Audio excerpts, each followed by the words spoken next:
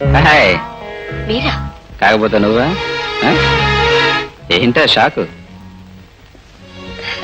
అనుకోకుండా వచ్చారు కదా. జనరల్ గా నేను ఎప్పుడు అనుకోకుండా వస్తాను అనుకుంటే రాను. నీకేమైనా అభ్యంతరం? నాకేం అభ్యంతరం, కూర్చోండి. Thank you. జనరల్ గా ఎవరైనా కూర్చోమంటే నేను కూర్చోను. అవును, మీ ఆయన రాలేదుగా? బహుశా రాడనుకుంటాను. రమాదేవి, ఏమిటి ఈ మధ్య నువ్వేదో కొత్తగా వ్యాపారం ప్రారంభించావుంటా? వ్యాపారమా? అదే, అబ్బాయిల అమ్మాయిలకి అమ్మాయిల అబ్బాయిలకి ఎక్స్చేంజ్, తెలుగులో తార్చడం. రాజశేఖరం గారు, మర్యాదగా మాట్లాడండి.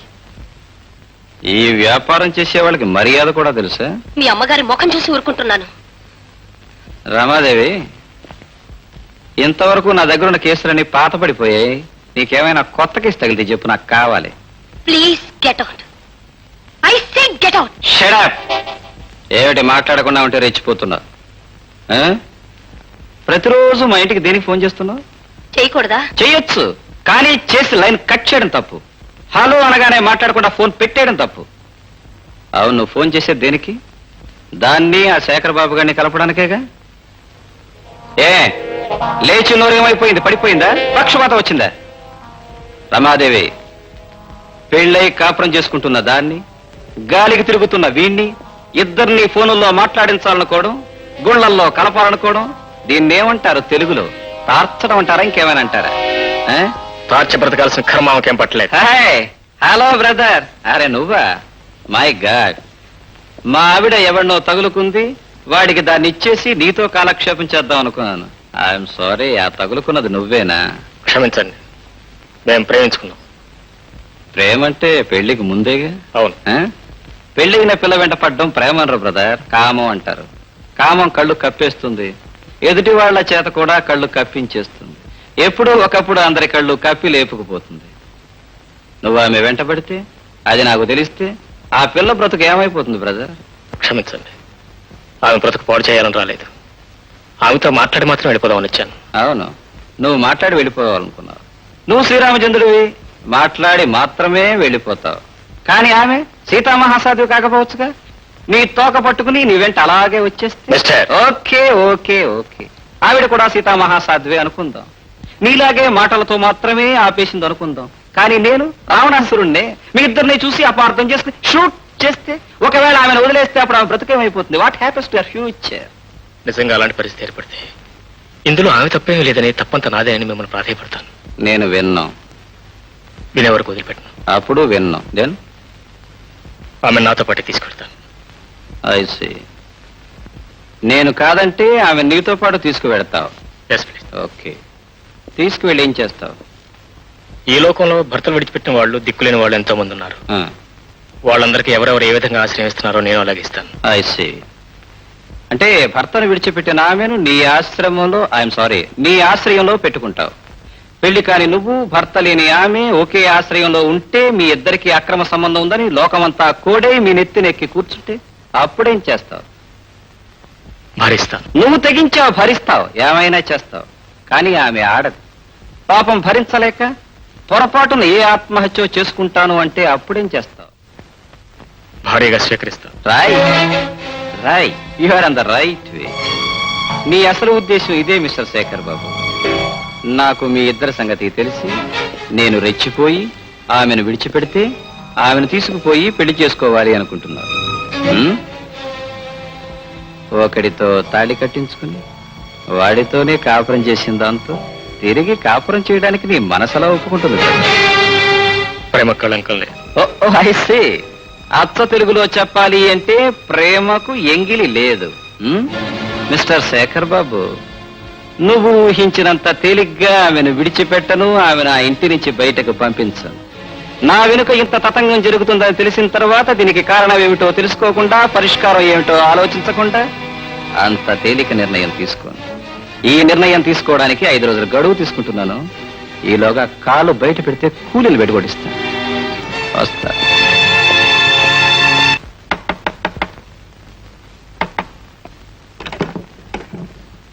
శేఖర్ బాబు గారు అంటే ఎవరండి? నేనే. ప్రియా గారు మిమ్మల్ని ఒకసారి ఇంటికి రమ్మన్నారండి.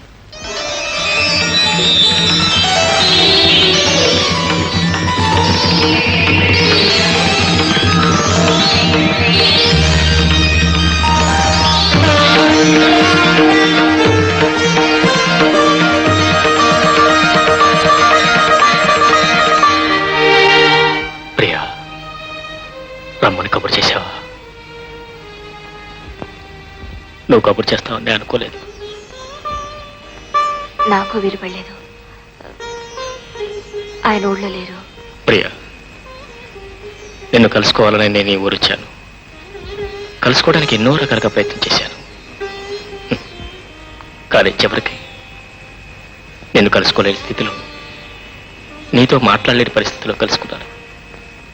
ప్రియా, నిన్ను కావాలని నేను దూరం చేసుకున్నాను అనుకుంటున్నావా? వద్దు బావా, ఇంకేం చెప్పద్దు. ఆ వివరాలన్నీ నాకు తెలుసు. బావా, నువ్వు నాకు సాయం చేస్తావా? చెప్ప్రియా. చేస్తానంటే చెప్తాను. చేస్తాను చెప్ప్రియా. నువ్వు ఇంకెప్పుడు నాకు కనిపించద్దు. ప్రియా, నేను ఎక్కడుంటే నీ సంసారం చెడిపోతుందన్నా, నీ మనసు నలిగిపోతుందన్నా నేను వెళ్ళిపోతాను. కానీ ఒక్క నిజం మాత్రం చెప్పు, పెళ్ళైన దగ్గర నుంచి ఇప్పటి వరకు ఇద్దరు కలిసి కూర్చుని 10 నిమిషాలనే మాట్లాడుకోగలిగారా? అసలు నీ మొదటి రాత్రి అతని ఇంటికి వచ్చాడా? చెప్పు చెప్ప్రియా. మరైతే ఎందుకు అతనితో కాపురం చేయాలనుకుంటున్నావు? ఇంకా ఎందుకు ఇల్లు పట్టుకుని ప్రాకులాడాలనుకుంటున్నావు? ఎందుక? పెళ్లి చేసుకున్నందుకు. పెళ్లి చేసుకునేది ఇలా నరకం అనిపించడానికి కాదు ప్రియా. పెళ్లి చేసుకునేటప్పుడు ఇష్టం ఉన్నా లేకపోయినా కనీసం పెళ్లి చేసుకున్న తర్వాతైనా సుఖంగా కాపురం చేయాలి. ఆ సుఖం లేనప్పుడు అది పెళ్లి కాదు, చేసేది కాపురం కాదు.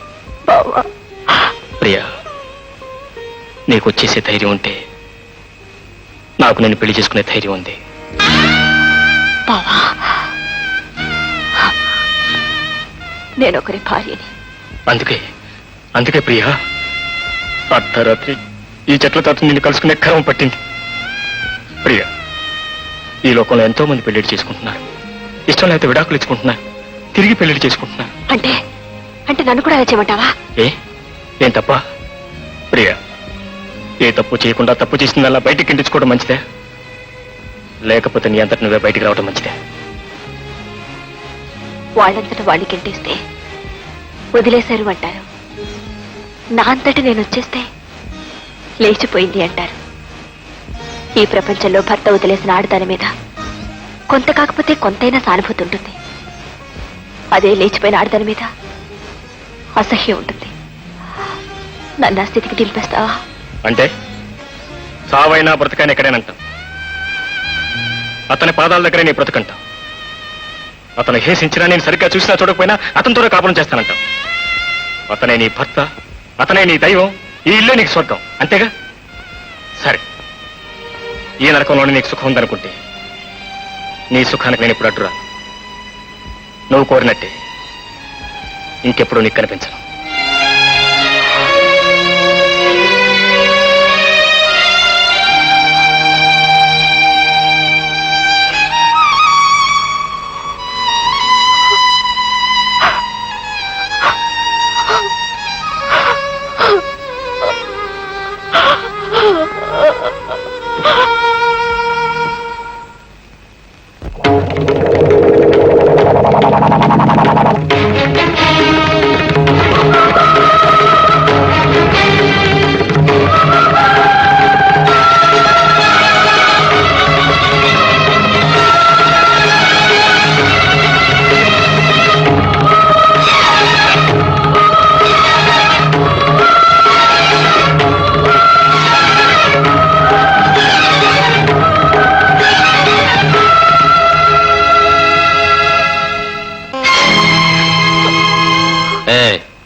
ఏమిటి సైలెంట్ గా వెళ్ళిపోతే ఏ తప్పు చేయనట్ట? చేసిన పాపమంతా కాసిగిపోయినట్ట? చూడు, నీ గురించి నాకు బాగా తెలుసు. నీ గతమంతా నాకు బాగా తెలుసు. అతను వచ్చింది నీకోసమేనని నాకు తెలుసు. అతను ఈ బంగళా చుట్టూ తిరుగుతూ పాటలు పాడుతున్నది కూడా నీకోసమేనని నాకు తెలుసు. వాడిని ఆ టీచర్ అమ్మ ఇంట్లో పెట్టుకున్నది కూడా నీకోసమేనని నాకు తెలుసు. ఆ టీచర్ అమ్మ ఇంటికి వచ్చేది మీ ఇద్దరిని కలపడం కోసమేనని కూడా నాకు బాగా తెలుసు. ఏదో ఒక రోజున నువ్వు వాడితో లేచిపోతావని కూడా నాకు తెలుసు. అందుకే మీ ఇద్దరికి మీటింగ్ ఏర్పాటు చేశాను. ఎలా లేచిపోతారో తెలుసుకుందామని ఈ మీటింగ్ ఏర్పాటు చేశాను. ఒకవేళ లేచిపోతూ ఉంటే అది చూసి మీ ఇద్దరిని కాల్చేయాలని రివాల్వర్ కూడా సిద్ధం చేశాను. దీన్ని ఉపయోగించి సంవత్సరం అయింది. కానీ నాకెందుకో మీ ఇద్దరిని చంపాలనిపించడం లేదే. ఎందుకంటే తీసుకుపోవడానికి వాడికి ధైర్యం లేదు, లేచిపోవడానికి నీకు ధైర్యం లేదు. అలా అని మీ ఇద్దరిని ఏమి చేయకుండా వదిలేస్తానని కూడా అనుకోవద్దు. నాకు తాగితే తప్ప ఏ ఆలోచన రాదు. ఆలోచన రావాలంటే తాగాలి. అందుకని ఇప్పటి నుంచి మొదలు పెడతాను తాగడం. తెల్లవారి వరకు తాగుతాను. తాగిన తర్వాత ఆలోచిస్తాను ఏం చెయ్యాలనేది, ఎలా చెయ్యాలనేది. ఈలోగా నువ్వు పారిపోవాలనో చావాలనో ప్రయత్నం చేసేవనుకో, చూడు బాగుంది. కళ్ళు చూసు. ఆ అమ్మ నేను కొట్టాననుకుంటుంది. వెళ్ళు. భోంచేలేదుగా? భోంచే. ఉదయం దాకా టైం ఉంది కదా, ఆ తర్వాత కదా మీ ఇద్దరిని ఏం చేయాలనేది. Don't worry. వెళ్ళు వెళ్ళు.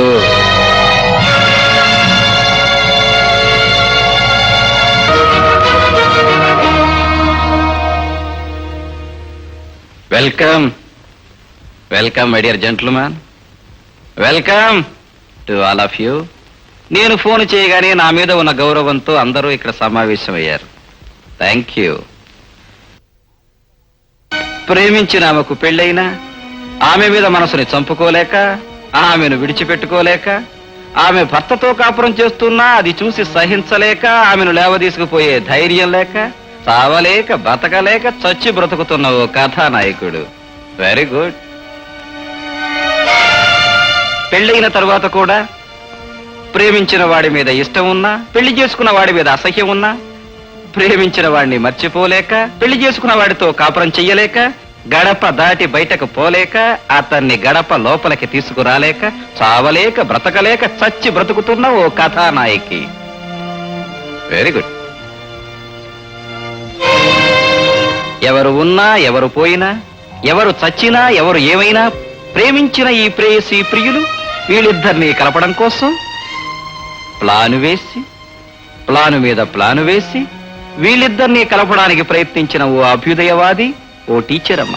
రైట్. తన కూతురు ప్రేమించిన తను సన్యాసి కావడంతో కేవలం డబ్బు కోసం, తనకంటే స్థితిపరుడు, తనకంటే ఆస్తిపరుడు, కోటీశ్వరుడు ఎవడున్నాడా అని వెతికి వాడి మంచి చెడ్డలు ఆలోచించకుండా కేవలం డబ్బు కోసం తన కూతురి జీవితాన్ని నాశనం చేసిన ఒక మామ. శభాష్.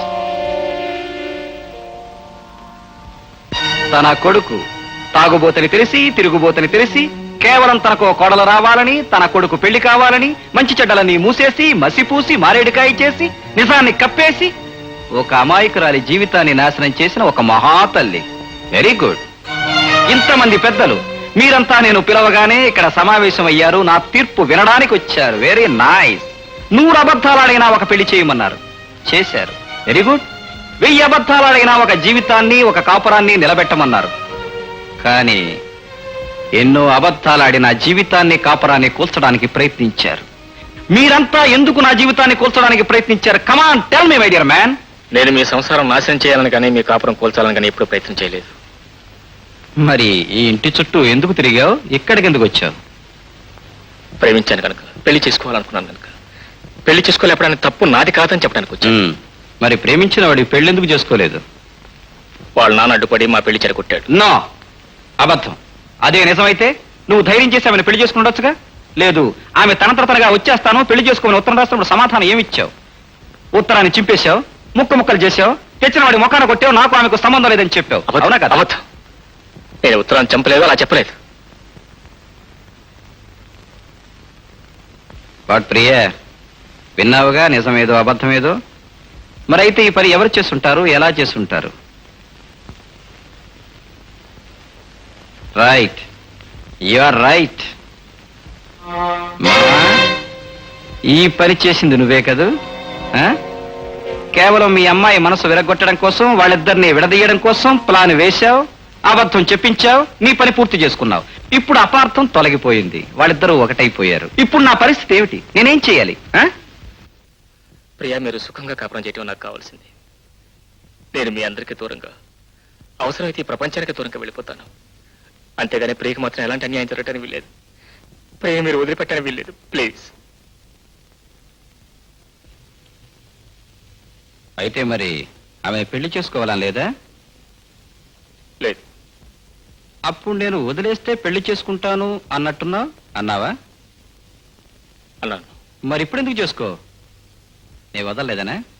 వదిలేస్తాను, చేసుకో. నా కూతురికి మరో పెళ్లి చేయడానికి నువ్వెవరివి? నా కూతురికి మరో పెళ్లి చేస్తే నా పరువు ప్రతిష్ట ఏం కావాలి? దానికి మరో పెళ్లి చేయడానికి నేను ఒప్పుకోను. ఒప్పుకోకపోవడానికి నువ్వెవడేవి? దాన్ని కన్న తండ్రిని. కన్న తండ్రి హక్కు కన్యాదానం చేసేటంత వరకే. తాళి కట్టిన తరువాత సర్వ హక్కులు కట్టుకున్నవాడివి, అంటే నావి. భార్య నగలడిగినా, చీరలడిగినా, పువ్వులడిగినా, చివరికి ప్రేమించిన వాడిని పెళ్లి చేసుకోవాలి అని అడిగినా ఆ కోరిక తీర్చాల్సిన బాధ్యత భర్తగా నాకుంది.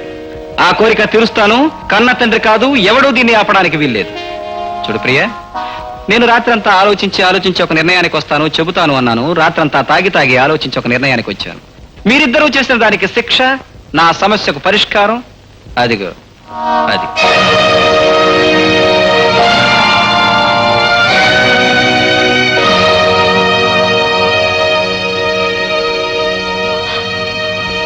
కమాన్ కమాన్. ప్రియా,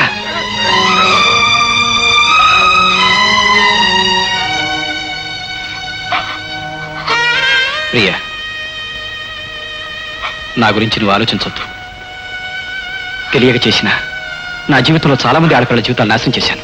అందుకే తెలిసి నీ జీవితాన్ని నాశనం చేయకూడదని నిర్ణయించుకున్నాను. చూడు, మీరిద్దరూ ప్రేమించుకున్నారని, మీకిద్దరికి చిన్నప్పుడే పెళ్ళయిందని మన పెళ్ళైన తరువాత నాకు తెలిసింది. అందుకే ఎన్నాళ్ళు నీకు దూరంగా ఉన్నాను. నీ మనసు తెలుసుకోవడానికి ప్రయత్నించాను. నీకు అతనే సరైన మనిషి. నాతో కాపురం చేయలేవు, నాతో సుఖపడలేవు. నువ్వు అతన్నే పెళ్లి చేసుకో.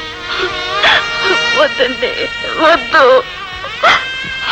ప్రియ, నువ్వు అతన్ని ప్రేమించావు, పెళ్లి చేసుకోవాలనుకున్నావు. మరి ఇప్పుడు ఎందుకు చేసుకో? నేను మీకు భార్యనండి. నిజమే, కానీ మన ఇద్దరి మధ్య ఇంతవరకు ఆ సంబంధం లేదు. లేకపోవచ్చు, కానీ మీరు నాకు తాళి కట్టిన భర్త. అంటే నీకు నాకు మధ్య ఉన్న సంబంధం ఇదేగా? నేను కట్టిన తాళేగా, నా చేతులతో వేసిన 3 ముళ్ళేగా? ఈ 3 ముళ్ళు నా చేతులతోనే తెంచేస్తాను. మన సంబంధం కూడా తెగిపోతుంది. వద్దు. ఏ? ఆడపిల్లకి తాళి వేసేది ఒక్కసారి, తీసేది ఒక్కసారి. ఓ, ఆడదానికి తాళి వేసేది ఒక్కసారే పెళ్ళప్పుడు, తీసేసేది ఒక్కసారే బొట్టు పోయినప్పుడు.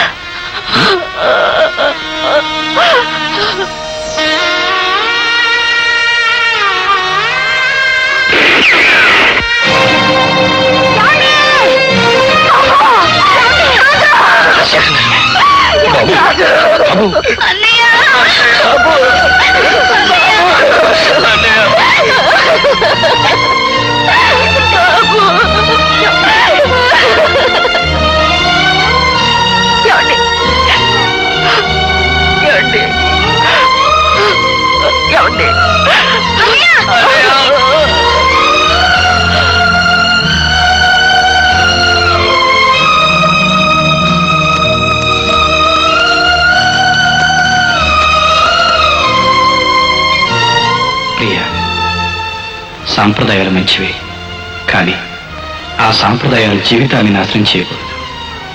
నన్ను, నా ప్రవర్తనని అసహించుకుని ఎప్పటికైనా నన్ను విడిచిపెట్టి వెళ్ళిపోతావని, అతన్ని పెళ్లి చేసుకుంటావని ఎదురు చూశాను. కానీ నీలో ఉన్న సాంప్రదాయం, అతనిలో ఉన్న సంస్కారం ఆ పని చేయనివ్వలేదు. నేను బ్రతుకున్నంతకాలం మీరు ఒకరినొకరు కలుసుకోలేరు.